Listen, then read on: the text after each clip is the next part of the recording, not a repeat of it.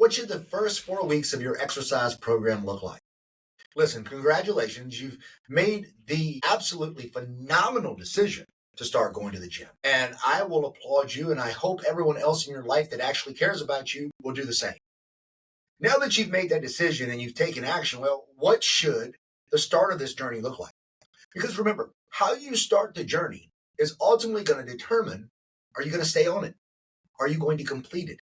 Now, in all the games that matter, the point is you can't win the game. If you get married, the point isn't the wedding day, it's to stay married. If you open a business, the point isn't the grand opening, it's to stay in business.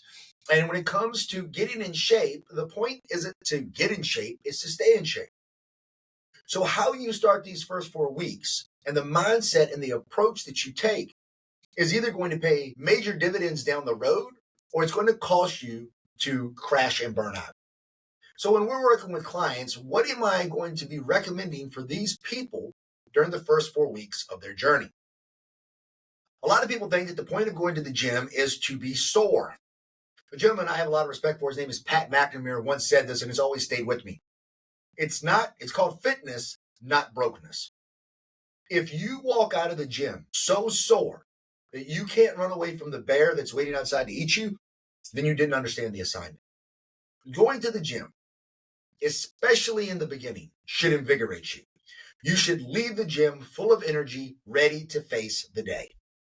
The problem is for so many people that make the decision to turn their health and fitness around, they're actually going into this process with a bit of a negative self-image. And for some of you, it may be a major negative self-image.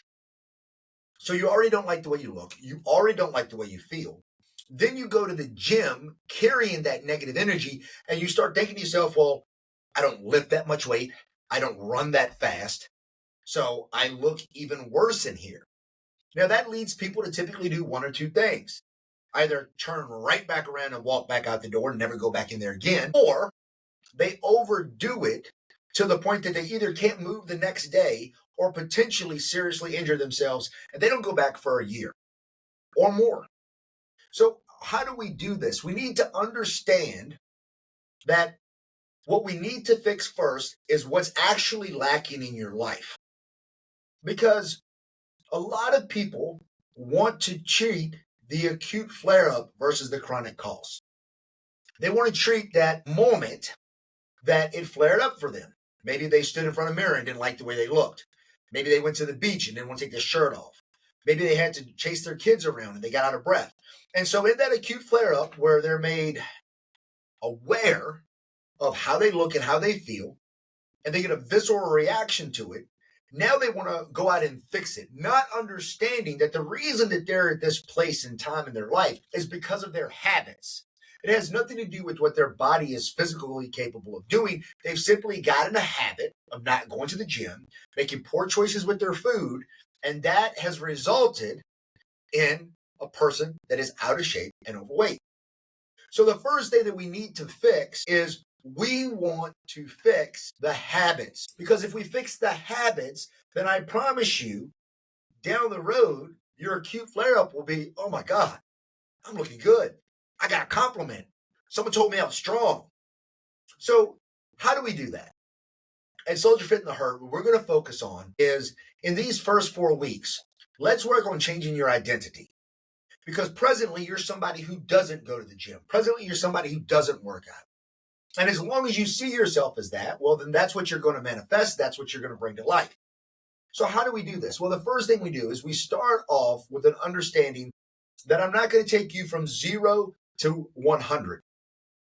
Let's work first and foremost on what can we actually agree to. And almost anybody and everybody on planet Earth can agree with me that they can make it to the gym at least 3 days a week. 3 days a week. This gives you plenty of time to flex your schedule if you need to. If life, something happens with the kids, you don't feel good, work holds you over. Because if you said, hey, I'm going to work out Monday, Wednesday, and Friday, and you had a case of the Mondays, and the balls held you over, that big project needed to be due, or maybe the kids weren't feeling well and you had to stay home from work to watch them, well, no problem. Now I can flex Monday and just go Tuesday, Thursday, Saturday. There's absolutely zero reason You can't give me 3 days of working out a week. We're talking about 3% of your entire week. The next thing that I like to focus on is let's start upping your step count.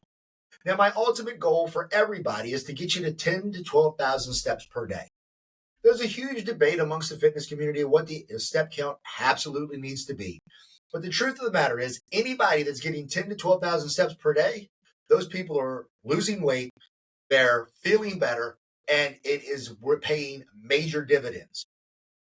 With that being said, if you're not not walking at all right now, or you're sitting down pretty much your entire day, my goal isn't going to be to take you to 12,000 steps in this first 4 weeks. Let's get an estimate about how many steps you're doing a day, and then let's slowly start increasing that every day.